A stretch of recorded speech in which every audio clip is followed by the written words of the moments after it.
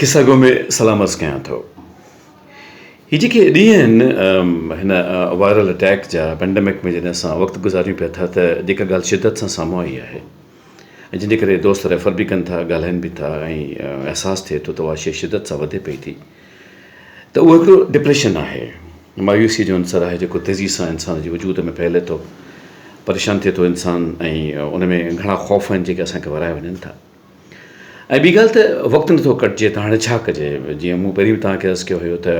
हिकिड़े कमरे मां ॿिए कमरे में, हिकिड़े सोफ़ा खां ॿिए सोफ़ा ते, किचन वरी कमरो, जेके जिन जा घर नंढा आहिनि उन्हनि खे वरी ॿियूं तकलीफ़ूं आहिनि। त अंदरि जी ॻाल्हि इहा आहे त सोच जी निस्बत सां इहा ॻाल्हि बिना अहम आहे त असां छा खणी पिया घुमूं, असां ते कहिड़ो भार आहे, कहिड़ो बोझ आहे जंहिं असांखे एतिरो परेशान कयो आहे। यादि अचे थो त कंहिं स्कूल में मास्तर साहिबु असातिज़ा इकराम आहे कि साईं पंहिंजे ॿिनि शागिर्दनि खे ॿ थेला ॾिना ख़ूबसूरत, जिन में टमाटा भरियल हुया ऐं उन्हनि चयो त इहे ख़ूबसूरत हसीन तरीन टमाटा आहिनि ऐं ॾाढा सुहिणा आहिनि, तव्हां पाण सां गॾु खणो, इहे थेला पाण सां गॾु घुमाइजो पिया ऐं इन्हनि खे अलॻि न कजो, लेटो त बि तव्हां सां गॾु हुजनि ऐं हफ़्तो गुज़ारे इन्हनि खां पोइ तव्हां वापसि अचो। हाणे ॾाढा ख़ुशि थी करे उहे टमाटा पाण सां गॾु खणी विया, पर ॿ ॾींहं अञा मस गुज़रिया त उन्हनि धप करणु शुरू कई, उन्हनि ॻरणु शुरू कयो, उनजी रस किरे पई जेका उन्हनि जे कपिड़नि खे ख़राबु करे पई। त उहे परेशान थी पंहिंजे उस्ताद वटि आया त साईं हीअ त ॾाढी हालति ख़राबु आहे।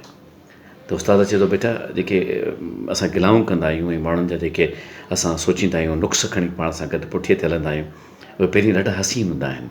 पर पोइ जीअं वक़्तु असांजी पुठियुनि ते हूंदा आहिनि त उहे धप करे वेंदा आहिनि ऐं असांजे वजूद खे बि ईअं ई ख़राबु कंदा आहिनि। त हाणे जेकॾहिं कंहिंसां को रंज आहे, का कावड़ आहे त दरगुज़र करणु घुरिजे, छॾणु घुरिजे शयुनि खे ऐं शयुनि खे हल्को करणु घुरिजे। मिसाल तौरु हिकिड़ो ॿियो मिसाल ॾींदा आहिनि त जेकॾहिं पाणी जो हिकिड़ो गिलास खणी माण्हू बीहे, ॿांह सिधी करे पाणीअ जो हिकिड़ो गिलास भरे माण्हू बीहे, 15 सेकेंड, अधु मिंट, मुनो मिंट तव्हां ॾिसंदो त पाणीअ जो गिलास साॻियो ई आहे, ॿांह में सूरु थियणु लॻंदो, वज़न वधियो कोन्हे, ॿांह में सूरु थियणु लॻंदो। उनखां पोइ जेकॾहिं तव्हां थोरी वधीक देरि रखण जी कोशिशि कई त पोणनि 2 मिंटनि या 2 मिंटनि में अहिड़ी हालति थींदी जो ॿांह कंबणु लॻंदी ऐं उहो गिलास मां छॾाइजी वेंदो। त चयो वेंदो आहे त गिलास खे हेठि रखो। गिलास छा आहे? उहो दॿाउ, उहो स्ट्रेस जेको असांजे अंदर में मौजूदु आहे। त हाणे ईअं आहे त जेकॾहिं तव्हांखे टाइम आहे त कचहरी कयो, जेके वेझा आहिनि उन्हनि सां वेहो, मुलाक़ातूं कयो ऐं मतिलबु जेकॾहिं आइसोलेशन में, ऐं जेकॾहिं तव्हां पंहिंजे घर में मौजूदु आहे, जेकॾहिं घर जा भाती मौजूदु आहिनि त टाइम कढो। ऐं आख़िरी ॻाल्हि जेका तमामु घणी अहम आहे, महिरबानी करे टाइम टेबल ज़रूरु ठाहियो, उन मुताबिक़ कमु कयो, छाकाणि त जेकॾहिं टाइम टेबल न आहे त पोइ ॾाढी ॾुखियाई दरपेश अची सघे थी। अलाह पाक तव्हांखे आबाद सलामत रखे, जुड़िया हुजो, आसूदा हुजो, वॾी महिरबानी अव्हां जी।